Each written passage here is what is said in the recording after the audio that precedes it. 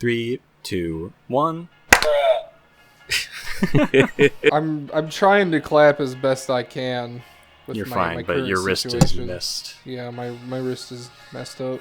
Dang, Alright. what happened? If you don't mind talking. No, it's fine. I've had wrist pain for about 7-ish years now, and in the past couple weeks, my ring finger and my pinky finger have gone numb. So I went to the doctor and been like, "Yo, why is this numb?" And they did not have a very clear answer for me. There's a few different theories. However, they just injected my wrist with cortisone and said, "Good luck." I'm like, "Okie dokie." Jesus. So, Thanks, I guess. yeah, so my hand kind of feels funky. Mm. You gotta like- stop cooking sharks, dude. Dude, RuneScape is shredding my wrist. The lowest impact game. There's so much clicking involved. Oh my god. I'll do a, I guess, official intro here. Xcast introduction. This is Xcast episode 21, and 21? today I am Spencer, and Tomorrow, have with I am me- Spencer. Tomorrow I'm Spencer, perhaps sure? today even. And with me I have Church, That's me.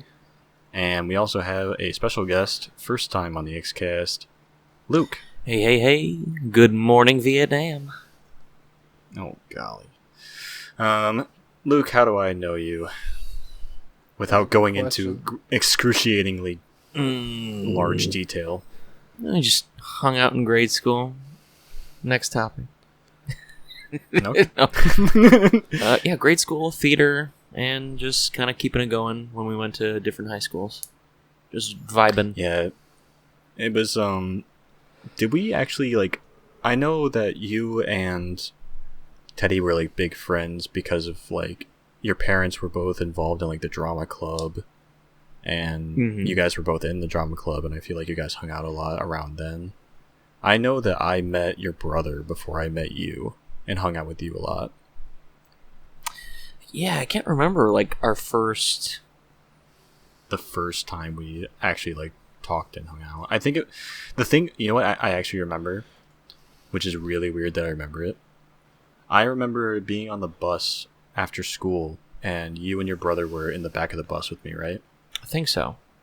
I'm pretty sure. And, Yeah. And your brother had a Zune, or maybe it was you. No, it was a definitely Zune? him. He definitely had the Zune. He was- and one of you had like a hand-me-down book about like puberty. Yeah, that was me. That was me. And in one of the pages was it was a wet dream. It was like describing what a wet dream was. And I remember thinking like I did not understand it. I was like, but doesn't that just mean you like peed the bed? I don't get it. I just, it was confused me. Bruh. But for some reason I think that might have been like the first time I ever really spoke to you. I remember your brother because there was a guy on the bus, and that was like one of the first times I ever got in trouble at school besides like second grade. And I remember there's a guy on the bus, and he was like hitting your brother, and I like punched that kid in the face and then like started crying because I was so mad. And that actually happened apparently, and I completely forgot about it until my parents brought it up one day. Damn, you I was were like, oh my god, I did that. you were in turmoil as a little lad. Yeah, and now Yeah, that you that was do mention crazy. it, I think I do remember like one of our first interactions, like being on the bus. I know that your sister, I think, used to babysit us. Pretty sure. Oh yeah. Pretty my, sure. middle sister. The think hot so. one? Don't Not make me answer that again. question. I Got can't say 'em. yes or no to that Got because it 'em. implies I have a hot sister.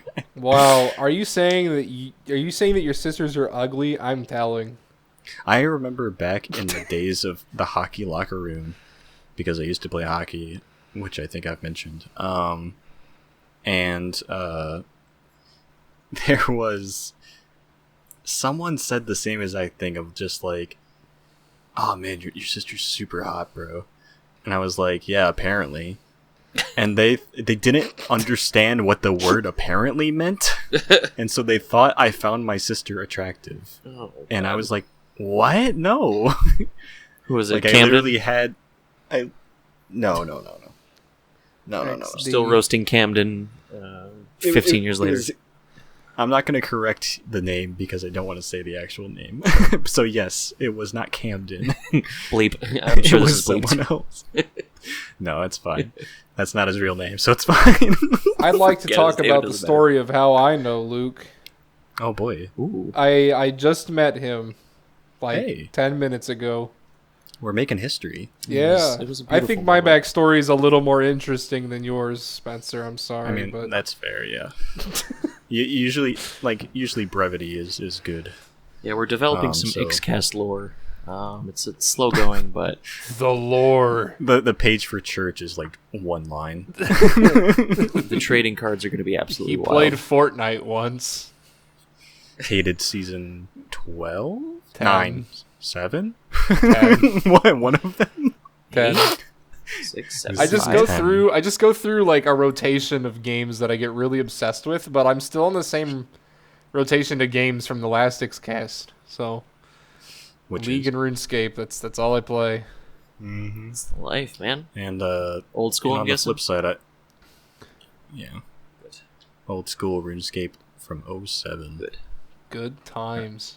Good times. I think since the last time you were on the Xcast Church, I think at that time I was definitely not playing games because haha.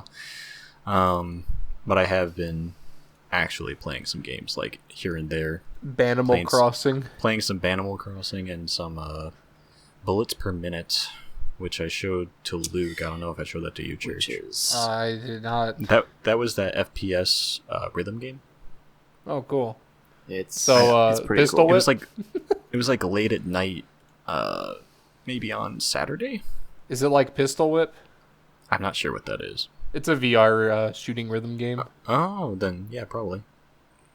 Cool. It's like a lot of you have your like your crosshair has like basically it's showing you like the beats per minute. It by like having your crosshair like go in towards the center of the stage rhythmically, and then like you can reload on the half beats and you can shoot pistols on the half beats, but like it's a roguelike like Binding of Isaac or other rogues likes, where you have to like get a bunch of coins and all the dungeons are randomly generated and enemies are randomly generated, and there's like you can get to the boss room right away, or you can go to the shop, or you can go to the armory, or you can go to a library, pick up keys, and you pick up gold, and you pick up like rare items and get different weapons. And if you go to the shop and like buy like a shotgun or like a machine gun or something, every single gun has like a different reload pattern, or rather like a different way to reload it. You still push the same button but different rhythms, right?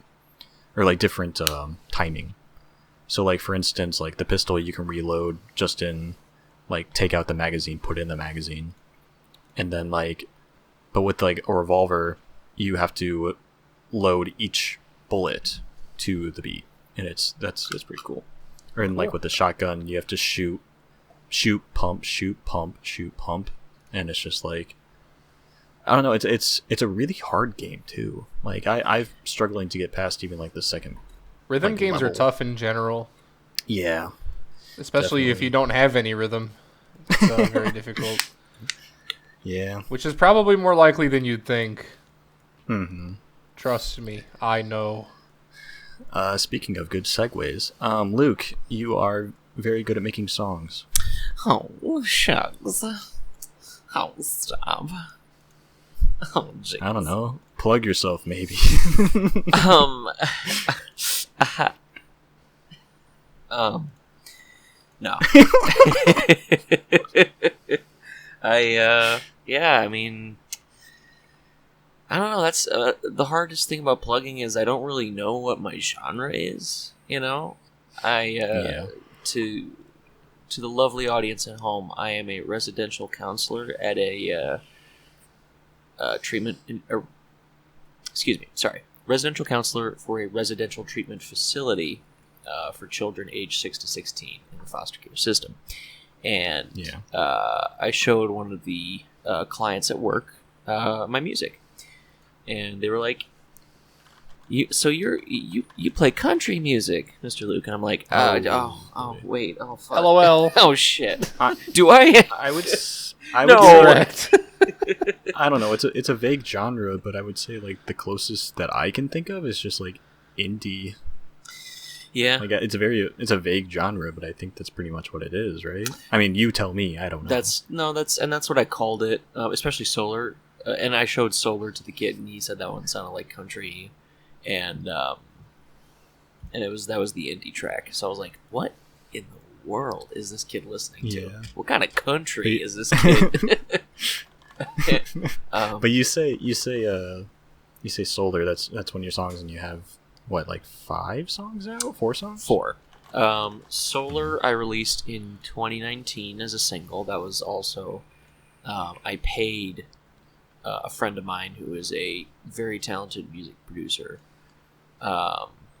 Their band name is Vesta. Vesta? Check them out. They are amazing.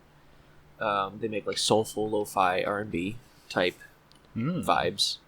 They're actually releasing they just released a single that's going to be a part of an album they've got coming up. It's called Singles Fascination.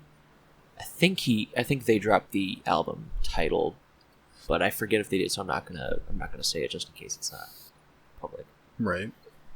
But anyways, I paid Vesta to mix, produce, and master Solar. I gave them the guitar and the vocals, and they did the rest. They added some pads, some percussion, a little bit of bass, and just some kind of effects to the voice, and that was that single.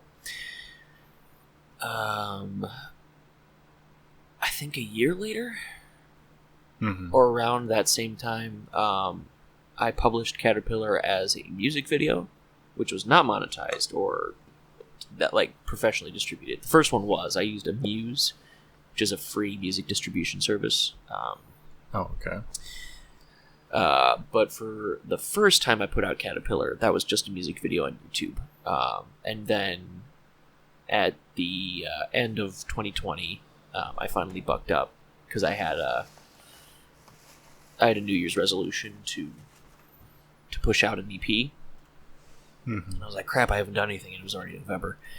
And so I said, like, forget it. I'll just I'll look through my mostly completed projects, touch them up with a little EQ and whatever. And again, when I say touch them up, I mean like literally just like kind of pressed random things that sounded okay. Not turned some knobs, pressed some buttons, and it all worked out fine. Because everyone who's listened to it said they liked it. And so I published. I learned at this time that an EP requires either 4 songs or 3 songs with at least one song 10 minutes or longer. So I wanted to release an EP, but I ended up releasing a single. But it did have 3 songs on it. So, you know what? I said, I'll count that as a finished resolution. I'm not going to harp on myself, but definitely this year, got time, definitely going to put out an EP this year. The one that just came out at the end of last year is called It's Been About a Month, and that has a remastered version of Caterpillar. You can still see the music video on YouTube too. Remastered Caterpillar, a track called Reconciliation, which is just a 5-minute single instrumental track, and no, that's The Door Opens. Reconciliation was the last track on the single, which was my favorite. Reconciliation was a track where I was just sitting in front of the computer for like hours, and like time just kind of disappeared on that one. For Caterpillar, like I was already playing with a chord progression, and I just built everything around it, and I just kind of slapped it together, but I still really liked it. The Door Opens was one day I was just kind of, I don't know what I was feeling, but it was kind of like a mix of mellow and sad, but also chill. Like I was just kind of not low mood, but just low energy and straight vibing. Just kind of vibing and thinking. Not like good vibing, but just like vibing thinking. And and I just sat in front of the piano and just improvised for 5 minutes with just a blank, empty mind, just saying like, all right, wherever my hands are going to go, that's where they're going to go. I took 2 takes. The first take I didn't like. Second take I was like, this is it. And that's what you hear in The Door Opens, is just kind of like an improvised what's that, stream of consciousness song. Like that's as close to a stream of consciousness song as I'll be able to probably get. And then Door Opens was kind of the big one on the single. That was one where I was sitting down and I was like, I don't know how I made this melody, but I need to, like, everything needs to be built like around it. Like it came out of nowhere, and I had to like do a lot of experimentation with what I wanted to bring out of it. Because Caterpillar was like, all right, I'm gonna, like, I have a very simple chord progression, and I know what I want the drums to do, I know what I want the bass to do, I know what I want the piano to do. Reconciliation, though, like I stumbled upon this. The synth. It's the synth that you hear at the very beginning. If anybody ever checks it out, I don't even think I said it. My band name is 100 Smiles Per Hour. 100 Smiles Per Hour. And that's on like Spotify and everything, right? Yep, Spotify, YouTube, iTunes, Deezer, whatever Beyonce's one is called. I don't know. She's got one. It's on there. Yeah, you can find them on there. Door Opens, that first synth that you hear at the very beginning was like, I was like, whoa, I didn't even like try to play this. And I was like, I have to build the song around this. I was like, but I didn't know what I wanted from the drums or what I wanted from a bass, so it took way longer to figure it out, basically. Exactly, but it was also like a thing where I was very willing to sit down and just I think I lost a whole day working on that song, and I was fine with that. But yeah, I think that when it comes to creating music, as a music enthusiast myself, I am one of the least creative people ever, so I always give props to anybody who can create any sort of music. It's actually incredibly difficult. Mm-hmm. Or at least in my eyes it is. So I don't know. I mean, don't let me put words in your mouth, but like, you study, you're a teacher, you study theory, and like, I don't even know, I can't be very verbose with it because I don't really know what I'm saying. But basically, like, how music be, but you don't know how music do. No, I know how music be and do. I just can't create it in any way, shape, or form. If that makes sense. Like, my brain cannot process the creational capabilities to write music. I'm a very logically thinking person. So when it comes to performing music and when it comes to studying music, I think it's very easy to do that because a lot of it can be incredibly logical. Mm-hmm.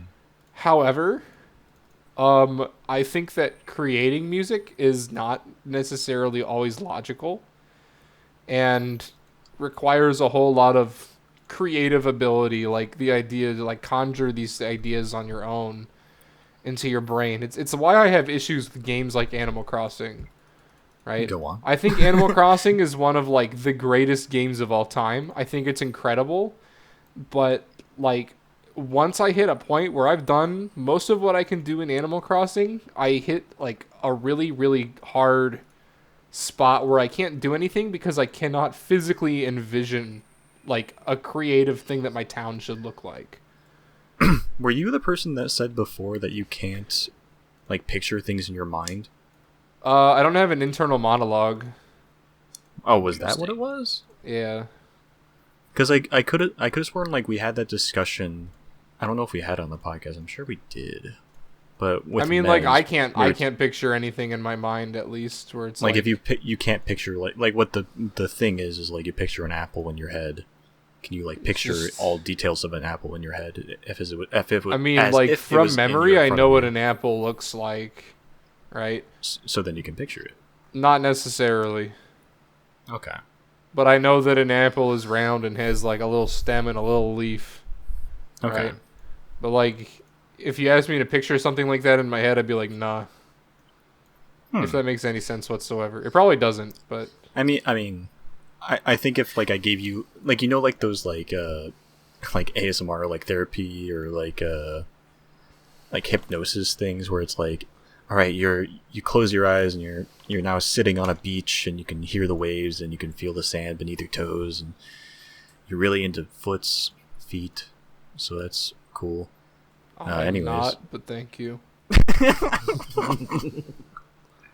Whose are those? But like, what I mean is like, if someone were to be like, okay, now start breathing slowly and like picture yourself on a beach, you wouldn't really be able to like actually get into that, like immerse yourself. Not really. It's like, I'm not at the beach. This is a bathtub. Yeah. Lady, this ain't a beach. This is a bathtub. Look out! There's a shark in the water. Good This isn't my times. mind beach. Wait. This is my mind bathtub. Lady, I think you should just go home. No, I think I should stay here and we should have sex. That's how it goes. Okay. It's like, oh, okay. My laugh is like peeking my mic. And that's Oh, no. that's the thing that's interesting about like perception and the minds of others. It's in a sense hard for me to be able to say like, I can't say I know what you mean, not because I don't think it's real, but because like I only have my own experience to guide me in the sense that I can visualize like an object and like rotate it and like pick out details. Mhm. But at the same time, I'm like, can some people also do that better than me? Do I have a less, clear mental picture of like an apple? If I ask like someone with an eidetic memory to envision an apple, like when they close their eyes, is the black of their eyes transforming into the kitchen counter, Yeah. the apple on top of it? Because like when I'm thinking of an apple, like I close my eyes and I'm just kind of seeing a apple in a completely black room, but like I'm only looking at the corner of the apple and that's what comes up, and I'm looking at the top left and then I look at the bottom right corner of the apple and the top left corner I was just looking at disappears, type thing. Yeah. I know that it's like that visualization experiment. I don't even know what to call it. Like that thought experiment or whatever is like an IQ test kind of thing that comes up, and like it was something that came up in like a couple of college courses that I took, specifically for like 3D modeling. Yeah. And like you take a quick like quiz or test or whatever of just simply, this is the object. Now, if we rotate it right and then down, what will it look like? And then you have a multiple choice. And like, some people can't do that. Some people like don't understand that. And I feel like for me, like, I feel like I got better at visualizing things. Maybe it's like a learned trait or something that you can teach yourself. I'm not really sure. But like for me, I feel like I know I can picture that stuff because like I played games.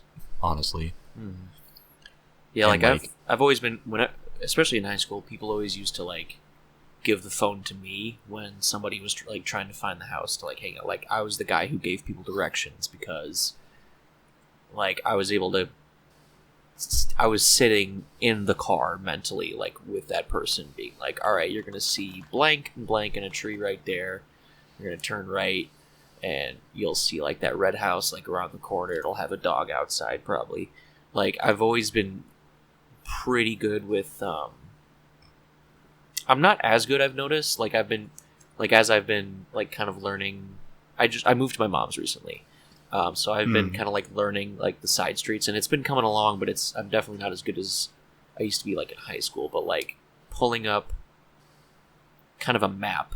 I almost pull up a little Google Maps in my brain when I'm driving around the neighborhood. I'm like, okay, there's Rand, and Rand is east and west. It's sideways, and and this road should eventually turn on to Palatine Road, and that'll get me home, and I don't need to turn on my GPS. Yeah, I definitely can't. I think about it way differently. Like, I can't picture, like, a top-down, like, just a map in my brain. I can only think about it in, like, I guess, like, timing or, like, landmarks. Like, I mean, it's very easy when you're, like, on a highway or something. It's like, okay, I remember now that my exit is, like, 16B. So I just need to look for that and remember that. And it just becomes kind of muscle memory of, like, the timing. And, like, the same thing with, like, okay, I know I need to make a left turn after this intersection or something like that. Or, like, oh, take a turn when you see this sign, basically. It's more declarative memory than, like spatial memory. Yeah. Yeah. And, like, that's a big thing when I moved. Like, I know, like, the only places I know how to go are, like, I don't actually know how to go to work, because I actually did get a job. Last podcast, I did not have a job, but now I do. Hooray! Congratulations. My man. But, like, I don't know exactly how to get to work. I think today was, like, the first time I was able to, like, remember things, and I think I'll be fine now. But, like, besides that, I know how to get to, like, Target and, like, Wendy's, and, like, that's it. Like, you remember just, like, okay, turn, okay, I'm there. Things are pretty close, but, like, if you told me, like, oh, go to the bank, I have no idea where the bank is. Like, I have to Google Maps everything, and it sucks. I also Google Maps everything. Like, I lived in Illinois for my whole life, and I didn't know how to get to certain places by heart, and you just Google Maps that even. And it's just dang, why? dude. That's You know what we have not had bro. Luke do? We have not had Luke do the our mandatory question. thing that every single guest on the Xcast has to do. Oh god. I think we did that to everyone except for the people that were on the ASIN podcast. Well, the ASIN podcast had like 12 people on it. It was so so lot of people, yeah. Jesus. But I think we also, like, forgot about that question. But it's somewhat of a tradition, so we'll keep it as such. All right, lay it on Luke, me. what is your hot take? Anything at all. What's your hot take? So, my hot take is that there is only one true morally good, 0% morally evil decision. It is not one that I would make. It is not one that I would ever expect anyone else to make.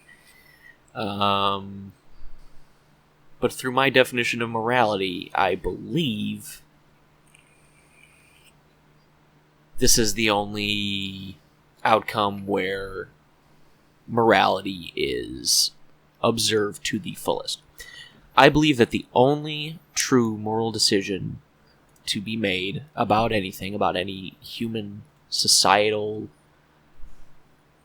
quandary, whatever, anything related to just humanity, anything that observes morals, the only moral thing to do would be to humanely, quickly, thoughtlessly just kill everybody at the same time, in the same way.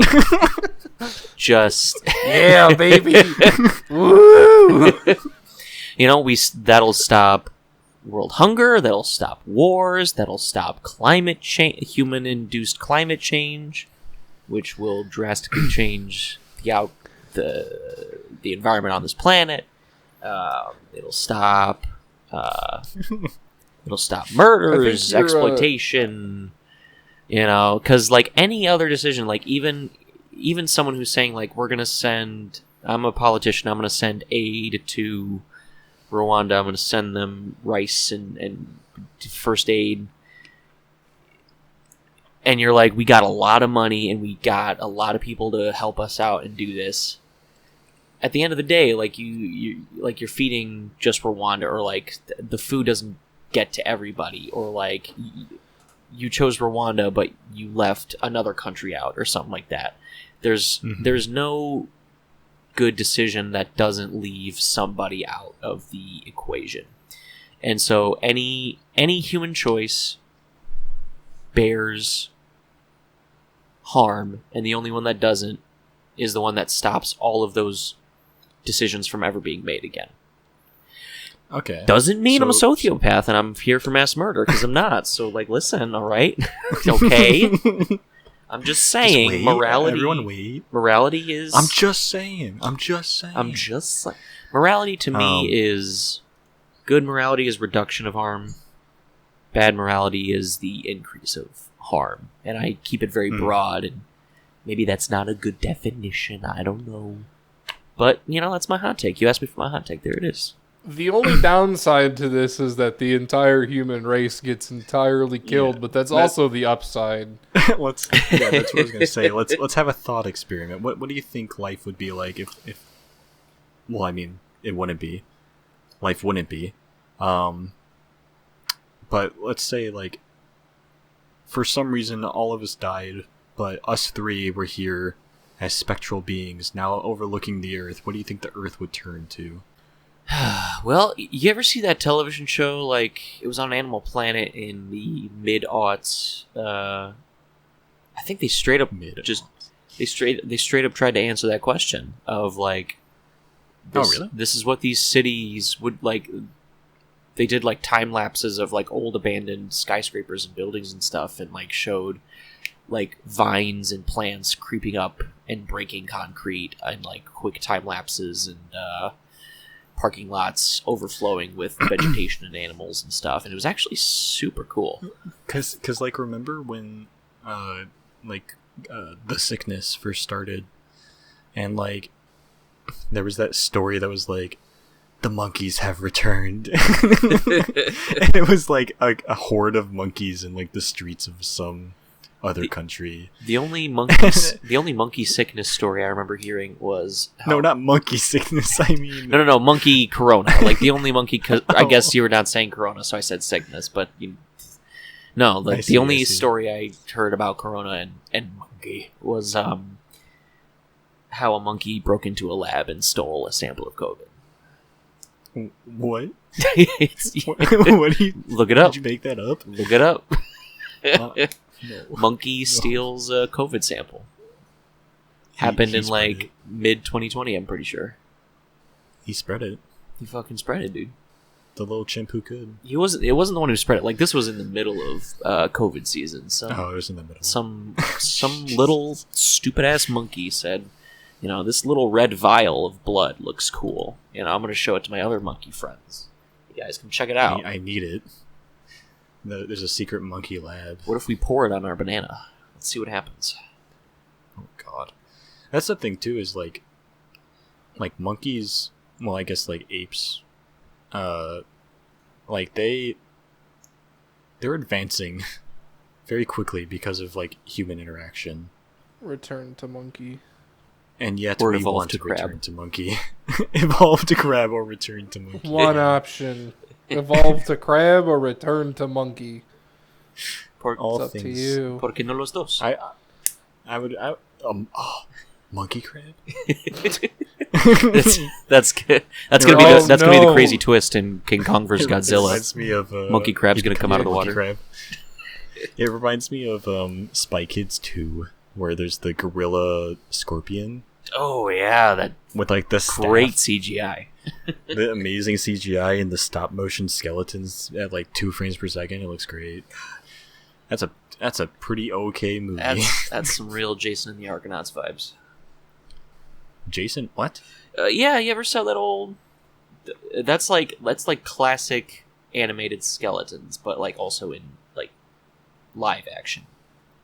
Oh no, I don't know. Jason and the Argonauts was this old movie from the 60s or 70s or something like that, and just the skeletons move at, like, 1 or 2 frames per second, and it's very iconic visually. That stuff makes me laugh. Or I guess I thought it was iconic. I if love, nobody knows about it. I love just going back to, like, really old stuff and just seeing, like, like especially like live action movies, and just like you always see like the practical effects like always end up like looking really good, standing the test of time in Being most impressive. cases, or like you have your puppets or like your models and all that stuff, right? Absolutely. But then you have like the early CG, and it like 80% of the time looks terrible. Blue Dubba Die looking ass. Oh boy, crazy frog Axel F looking ass. I will tell you, you know what? I forget who I was talking about it with, but like the old. Something tells me that coming up soon, people are going to be like, nah, bro, CDs are the way to listen. You got to get a CD player, man.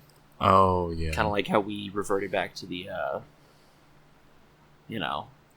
like vinyl. Vinyls and cassette tapes, and they're like, it's the only way to listen. I feel like nostalgia's going to change like the collectors community, or like the. Did you see the that post somewhat recently of like, I think it was like on a Blink 182 YouTube video, Yeah. and there's like recent comments from kids that are just like, man, I was born in the wrong generation. I wish I was born in the 2000s or whatever. Oh no. It's like, no, wait, no. Kids I in 2060 be like, where's Cardi B? Why ain't she popular in this generation? Have you heard of Lady Gaga? Have you ever heard of WAP? Oh, I was born in the wrong generation. I miss Dad, yeah, you and listen to like, Billie Eilish? That's classic rock. Lame. God. I can't wait to have like, I think there was because I am a person that watches bad TikTok compilations still to this day and doesn't have a TikTok account. There was this one like years ago when Billie Eilish was like first becoming popular with Bad Guy, right?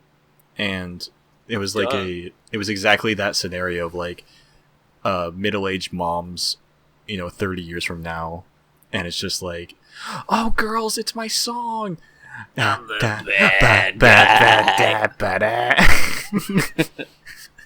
I think Billie Eilish is awesome. She is. Mom, stop twerking, Like Jesus music. Christ. Yeah, You're embarrassing me, Mom. Stop twerking to Billie Eilish. Bob, you're so old. that's what's so weird about like growing up around when like the internet was like becoming a thing, like we did, where like we literally remember like all the old stuff, all the old like dances from before the internet and now into like the 90s, 20 or the aughts and the 10s of just like, you have Do the Twist and like the Electric Slide, and then you have like Crank That, Soldier Boy, and like the Stanky Leg. And like you keep going and it's just like twerking and it's like oh Yeah, the aughts was like this weird transition period of like we're the generation that experienced the evolution of like analog to digital, of like like think of cell phones like back in the day. Like we started with we saw flip phones, rotaries, and then we saw phones that were landlines. There was a base plugged into the wall, but you could pick up this phone and walk around your house. And then you had flip phones with T9 keyboards, and then you had Blackberries that didn't fold and close with and like Nokias. wide keyboards, and then you had phones that like the screen slides to the side and reveals a keyboard under the screen, and then like there's all these changes that like came about. Like we saw the transition from like 5 polygons in a video game to millions or billions or whatever the number is like nowadays. It's so, but like kids, it's so crazy to me. Kids nowadays Like, aren't experiencing that like change. Like the kids that are growing up now, like they see an iPhone or a Note, and like all cell phones are kind of just glass rectangles with the same kind of keyboard. They see there's another TikTok that, once again, let me just reference TikToks this whole time. Sure.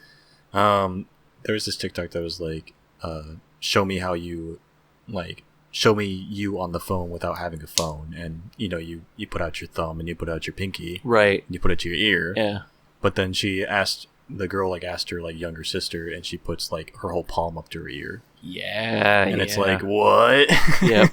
Yep. I saw like, that one too.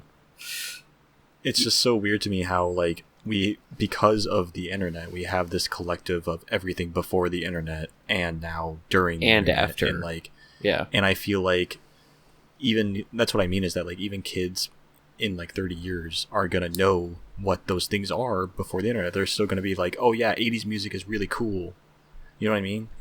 Yeah. And you're gonna have like vaporwave and all these samples and like future funk and just pop songs that all have these samples of like 80s music, 90s music, 2000s music, whatever, right?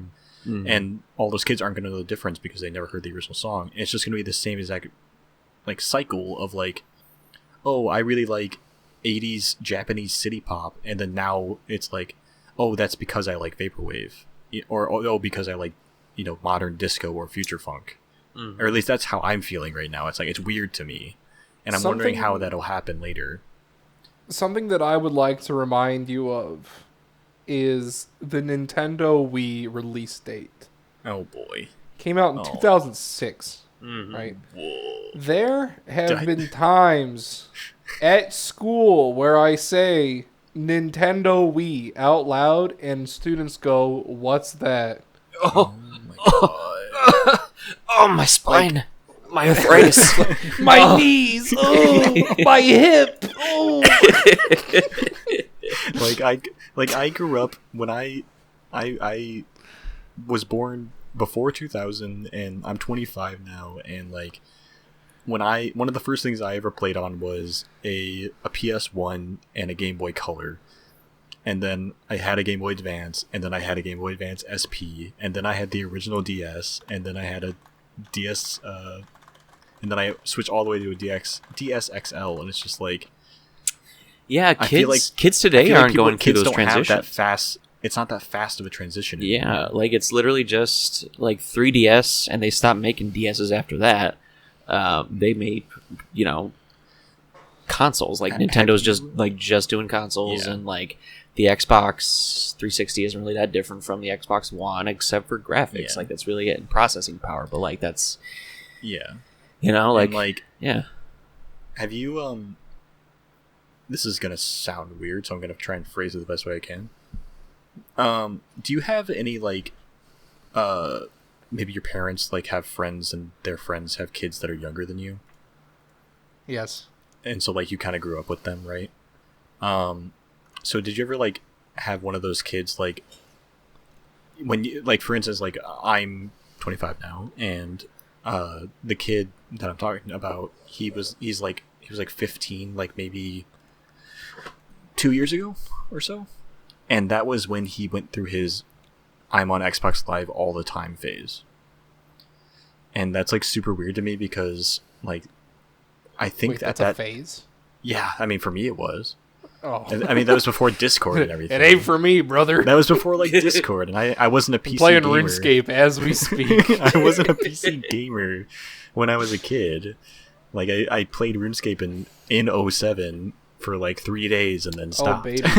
On the school's IBM laptops in school. No, yes, it was During actually. vocab class with Mrs. Miller.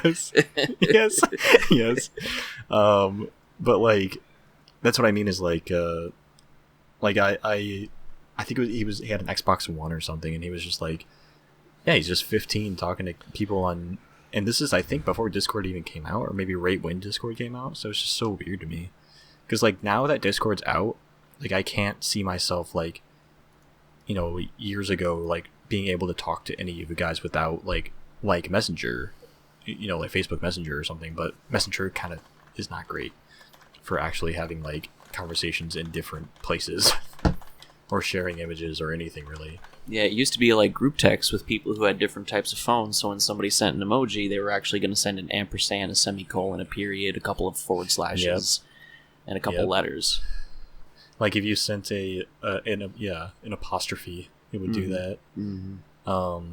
Your phone just loses fucking shit. It's just so crazy. But yeah, let's take a break. Church needs to use the bathroom. I gotta pay. Roger. I got my chips. My chips. So now that we're all back, I actually have a fun thing. I believe, Luke, you told me this is a great question. Ooh. So correct me if I'm wrong, but I believe you said, I don't like asking people what kind of music they listen to. I want to ask them what they're listening to right now. So what couple songs are you kind of playing on repeat right now? And this is a question for everybody. Yeah, I say, like, because whenever someone asks me, what's your favorite movie, what's your favorite song, I'm like, I don't fucking know. I can barely think to, like, what happened to me about 2 weeks ago. Yeah. Let alone, like, thinking through my entire catalog of what I listen to. But if someone says, like, what's your favorite music right now, I'm like, Starlight Brigade by Tupperware Remix Party featuring Ninja Sex Party. Yeah. That song is That's a cool ass song. The music. I've been listening to Magnum Bullets.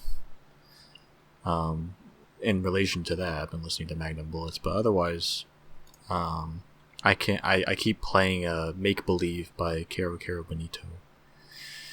It's a very poppy song.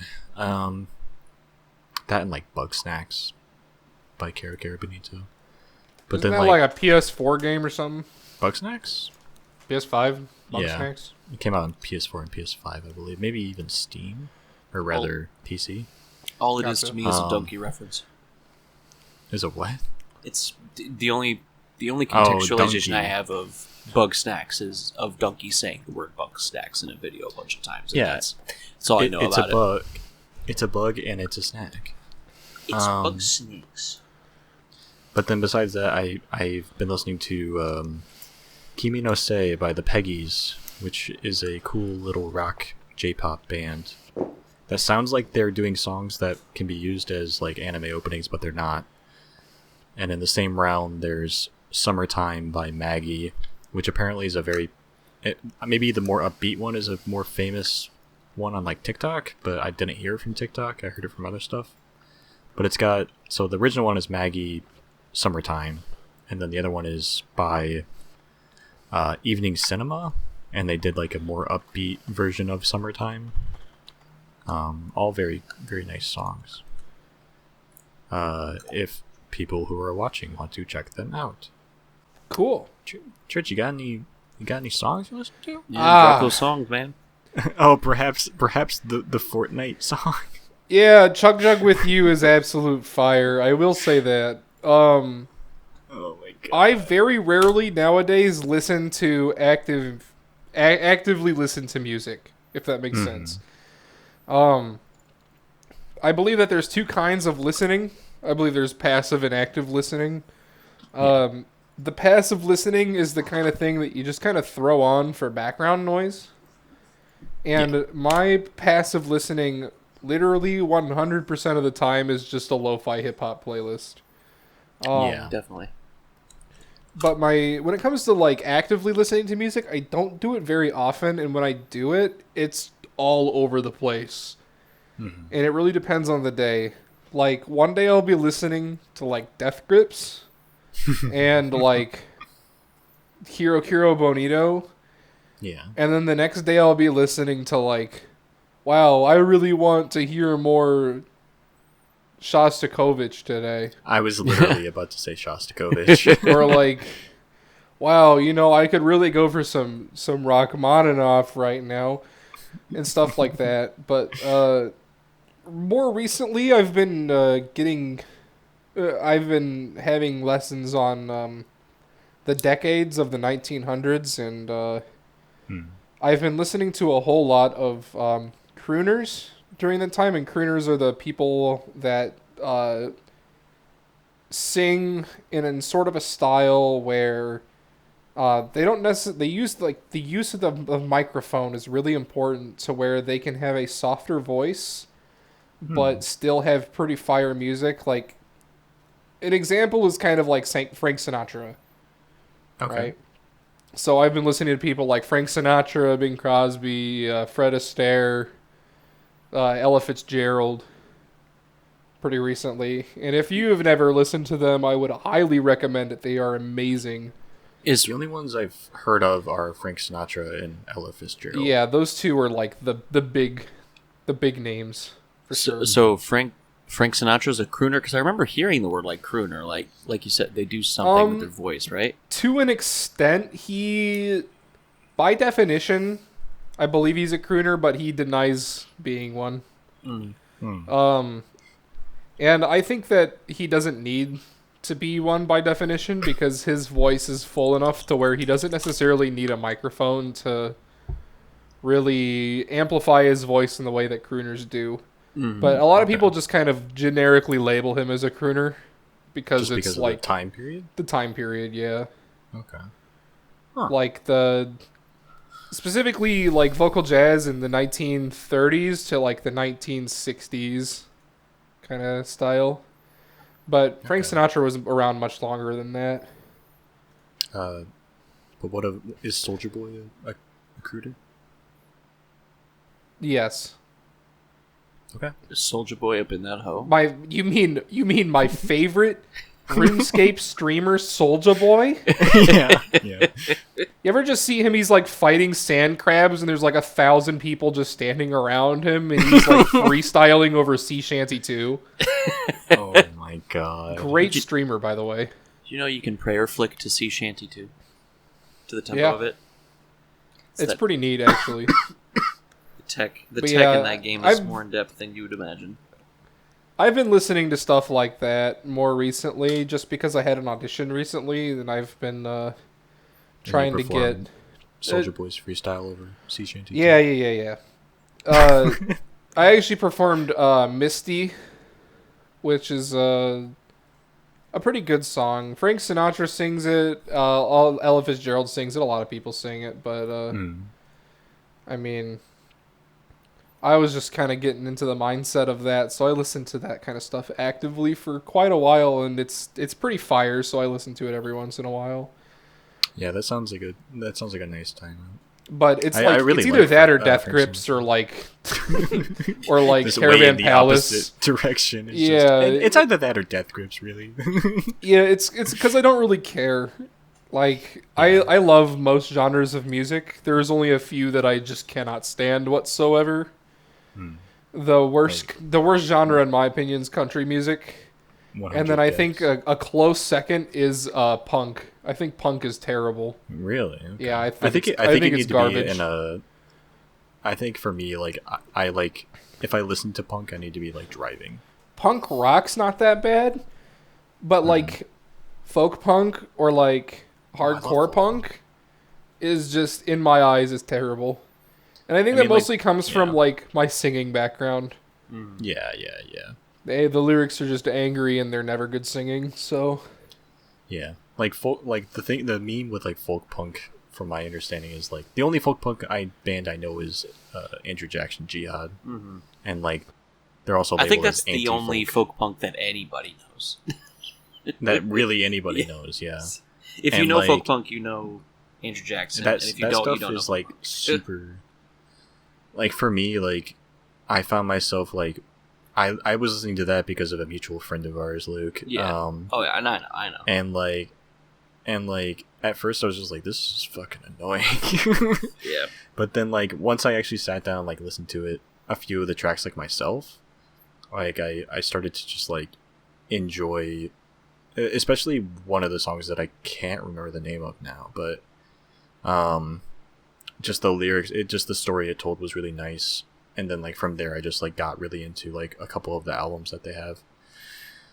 But a lot of the meme with that was just like, oh, it's supposed to sound bad, and it's like, I mean, no, it's supposed to sound like what it sounds like. It's just that's an excuse. It's an aesthetic choice. But yeah, But I mean, I'm all over the place when it comes to this kind of stuff. Yeah. Like I think like the biggest kicks that I have when it comes to music are probably like electronic music is definitely like one of my favorite kinds of music. Love artists like Caravan Palace. Savant is a very heavily underrated artist, I think. Yeah, you showed me them. Savant is amazing. That's some Transformers having sex kind of music. Yeah, I love that kind. It's That like once you go through shit's like rad. classical music school, you're like, oh, this is neat, and so you just listen to that.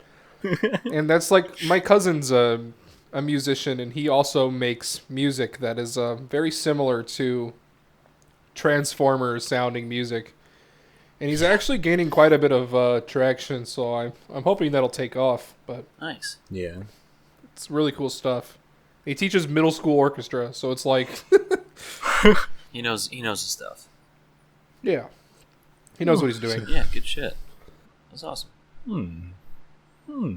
Yeah, I the first link I sent in chat, invisible to our lovely viewers.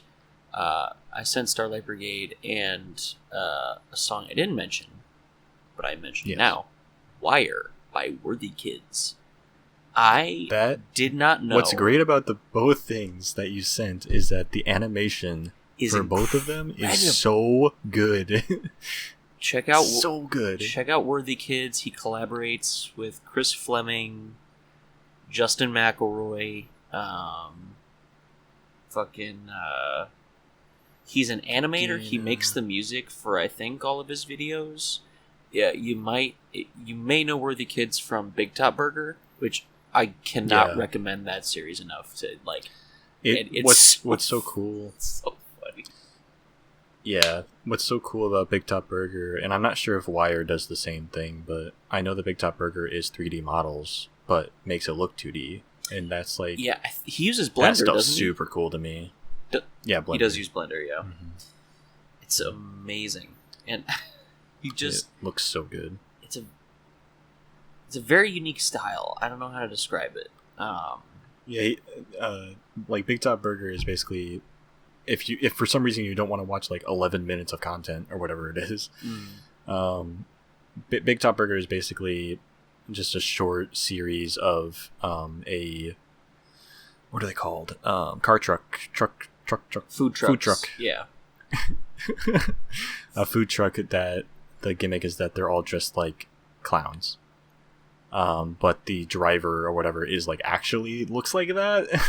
yeah. Like he's this interdimensional being who can teleport and switch places with people, and when he And they smokes have, a like, he smokes a jewel, and he becomes like almost the entire size of the front cabin of the truck. Mhm. But then when they look at the Yeah. jewel, it's just like this. It looks like this like cylinder with like 5 polygons from like the Yeah. 90s. And like throughout the episodes, it's just like different interactions with different people, and just it's a comedy, little skit stuff. It's And then like yeah, one of it's the last absurdist. episodes is like them fighting in like this cool action scene against another food truck on like a highway. That's And one of the characters in the food truck, the enemy food truck, is voiced by ProZD, which is pretty That's cool. right, yeah, ProZD. I was gonna say I knew he does a lot of like, really good collaborations with like YouTubers and stuff. Mhm. What was it? Sanwa?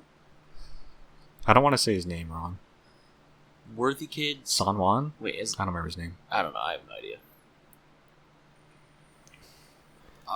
One thing I do want to mention though is that on the topic of like music that you listen to currently, I'm still able Yeah. to identify like favorite artist of all time. Yeah. Even though I don't listen to them very often, like I still have a favorite, and it's the Deer Hunter. Yeah. I think they are an incredible group that everyone should listen to. They have a series of albums. This is one of the things I find the most interesting. They have a series of albums called The Acts, and it's Acts 1 through 5. And it's kind of plays out like not like necessarily like a musical theater kind of setting, but more so like it's a story told through 5 albums of music totaling like 5.5 hours. Mm-hmm. And it's a pretty neat story, and it has a bunch of different aspects of like different genres in it and everything. Especially the third album. In Act 3, the main character has to go to war, and so it has like harder rock / like metal elements to it, which is pretty neat. I think they're a really cool group, and I actually just recommend people to sit down and listen to the entire 5.5 hours in one sitting because it's amazing. Luke, I think you would really enjoy the Deer Hunter from what I've listened to. Which is Yeah, not too much. I mean, I listened to a little bit of Wire while you guys were talking, and like, I think it was like halfway through the song, I'm like, this has very Deer Hunter vibes. Hell Like yeah. the whole song obviously doesn't, but like, I want to say like, when you hit like the 1 minute part of the video, there's like some singing, and I'm like, this reminds me of the Deer Hunter. I think, Church, I don't know if I've had you listen to any of it, but there's a band that I believe you know, Luke. I'm pretty sure you know it. Thank You, Scientist. I've heard of them. Yeah. One of their songs, Feed the Horses, is one that we would sing in the car all the time. Oh yeah. Yeah, that's a band that's like a, what, jazz, prog rock? Ska, jazz. Yeah, it's got like 12 instruments in it, and they just have like So many 8-minute so much songs. brass. And it's so good. So good. So you just like listen to the whole album and you just have a fun time. Yeah. Oh, so good. Yeah, it's a band that I've heard before, and I'm pretty sure my brother listens to it because, like, in my family, my brother is the jazz master. Like, he got accepted into, like, the top jazz school in the nation, and then one semester in said, trumpet's boring, and then dropped out. So it's like... but now he repairs instruments, and he still has a really soft spot for jazz, so it's like, it's pretty neat. Definitely not my strong suit. My strong suit's definitely classical. But Yeah. Okay. I don't know. I feel like at this point in my life, I think I feel like I talked about it before. Just like the progression of like your musical interests and how like I went from like vaporwave to future funk to modern like disco future funk stuff into just straight up what they're sampling, which is Japanese like city pop most of the time. And now I like pretty much like on like YouTube Music they have your super mix, and like that's the stuff I always end up like adding to my playlist is like just these straight up like from the 80s city pop things, city pop songs. It's just always just like exactly what I want to listen to, because it's like it's what future funk is, but like literally the original. So it's perfect. I like experimental music too. Just like over the summer, I listened to a whole lot of just weird music. Have you ever heard of industrial as a genre? I have. Yeah, There's like one industrial guy that I know of. Yeah, It's in my industrial tier metal. list somewhere. I made a tier list of every musical genre, and it's missing like a trillion genres. But it Yeah. still has all these obscure genres in it. But I only know of one person, and one day at like work when I was still in Illinois, I sat down because I at that time like I was trying to get into like Silent Hill more, and Silent Hill's like soundtrack a lot of the time is that ambient industrial like pistons pumping, metal clanging kind of like backing noise, ambience. And that's like what that is. That's what like industrial metal is. There's like very rarely like lyrics. It's just like this weird like ambience of like booming and crashing of metal and grinding, and there's like a guy that performs it all and like has this big like custom made like, you know, like the street performer with like the big drum and like the the snare and a little trumpet on his hat and like Yeah. little bells on his ankles. It's like that, but like for industrial metal. I have industrial at E tier, which is the second Oh, highest boy. tier. Or The the second second highest? lowest tier. Okay, Sorry. I was gonna say. I also have a tier called Ironically Love, and it has Death Industrial in it, which is about as bad as you can imagine industrial being. Oh But- boy.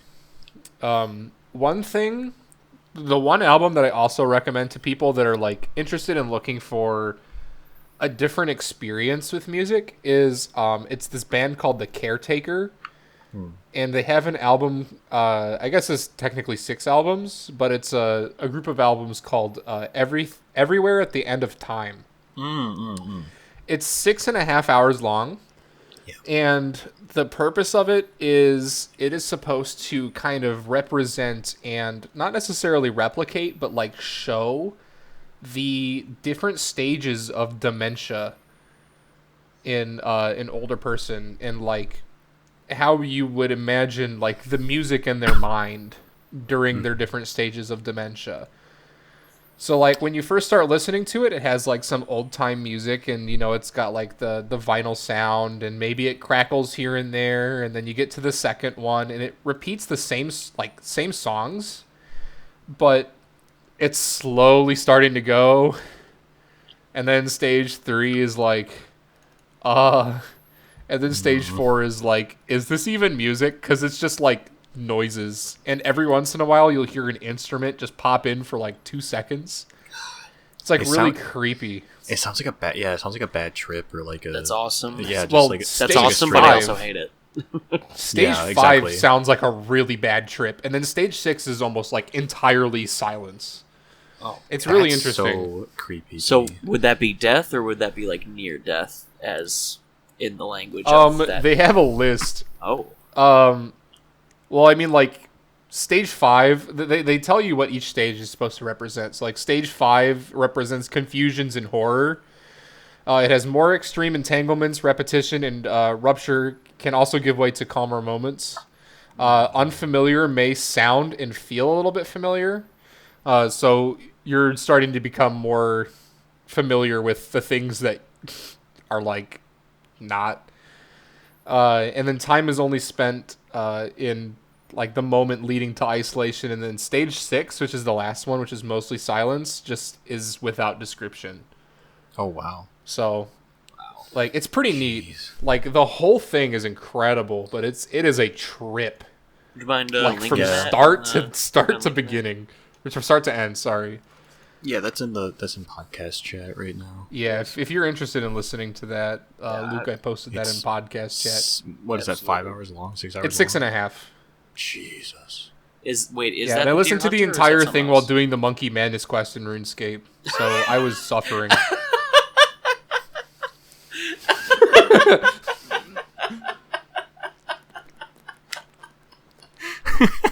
That quest hurts your brain, dude, and that music did not And- help. I did this all at 4 in the Listening morning. to I'm pretty dementia sure. music and doing Monkey Madness. I mean, I could listen to the old school RuneScape soundtrack, but I'd rather listen to my dementia music at 4 in the morning. Yeah, it is. It was wild. This summer was a weird one for me. Well, you also said that you like just started listening to white noise. Yeah, I mean, I listened to bands like Merzbow. They have a Oh. great album called Pulse Demon. If you listen to it, you're like, why does it sound like the electrical wiring in my house can speak to me? Or like this, it's like people are commenting on it like this sounds how McDonald's Sprite tastes. So Why does it sound like my CRT just turned off and I put my hand up to it? yes, but also with a couple of beep boops here and there. Oh, It's pretty wild. But yeah, my music taste is this summer was at least just like very representative of the quarantine for sure. Especially since my day ended at about 7 a.m. or so, maybe 9 a.m. And I would wake up and just stay up throughout the night and then go fishing at 5 in the morning. So good times. Well, yeah, I talked about it last podcast, but I'm pretty much over my acute insomnia, Good. Nice. Good for you. which was resolved shortly before actually getting a job, which is good. It just kind of went away sometime. yeah, so it that's can be cool. tough to deal with. So Yeah, good shit. Yeah. What the pandemic has done for me is made me realize how very little the pandemic has changed my life, and yeah, that was a hit. That was a huge hit of like, damn, I didn't like go to less parties. I didn't like hang out with people less. Like I was never hanging out a bunch in the first place. I was never going to parties in the first place, and that's something I definitely got to work on once Well, that's the quarantine is thing, done though, in is 5 that- years. That's the thing, though, is that you were still, like, you didn't necessarily go to parties. I didn't necessarily go to parties, but we still would hang out with friends and just, like, go But to not even people's make houses. friends. Not even make friends though. Yeah, Or I mean, go out, like do a Yeah, bunch of yeah. things. It was very rare. You may have been hanging out more than I was, but I definitely was not like well, I mean, coming out the a bunch. most time that I, like, ever went out and, like, did something around town was just when we would go to Chicago. Yeah. And hang out with Teddy, who would have parties and hang out with everybody and go out to, like, a barcade and then go to a different bar and go to a different bar and go to a club. And it's just like, And try to help us I pick think up it's just girls, because- and we're just lost Yeah. causes. I feel bad for the editor. I've been munching on chips this entire time. I haven't heard it, but your mic probably. My mic definitely hears it. There's little intervals on every single crunch that I take. Yeah, I'm gonna have to cut that out. My bad, broski. It's okay. my bad, brother. These chips Last are pod- irresistible. Last podcast I had to edit out. Since, like, I started streaming, I've turned my snowball mic to, like, the 1 setting, so it's picking up my voice, like, way better than it used to when we were doing the podcast. And because of that, it's picking up, like, me vaping. And it's really fucking loud. And I had to edit it out every time. Remember when I had to record podcasts off my phone? Mm-hmm. I didn't have a computer for like 4 months. I had to record your Discord audio. It was did really- not sound that bad. It was very bad. Have you gone back to our Strix Super Slam and our Smash friendlies from, like, 3 years ago, and your mic quality is fucking atrocious because I was recording you off of Discord and you had a different mic and a whole setup? Mm-hmm. These chips are good. They're flaming hot barbecue ruffles. Ooh. Damn. I hate flaming hot foods, but it's barbecue. So, So we're doing an outro, That's fine. right? yeah. Smoky heat.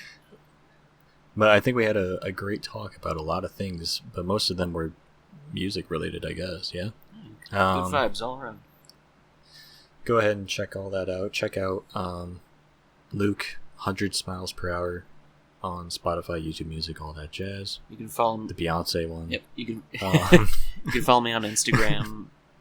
That's 100SPH, ONEHUNDREDSPH, 100 smiles per hour. And then, yeah, if you look me up, it's the number 100 smiles per hour. okay. But yeah, that's been me, Church, and Luke. And that was the Xcast. God, You can't go home, but you can't stay here. Get the fuck off your iPad and go outside. But you can look at the other episodes of the Xcast. Yeah, perhaps even this one. You could also Hooray. send us an email. Oh, yes, you can. xcast9000@gmail.com. We actually don't think I ever addressed the one email that we had.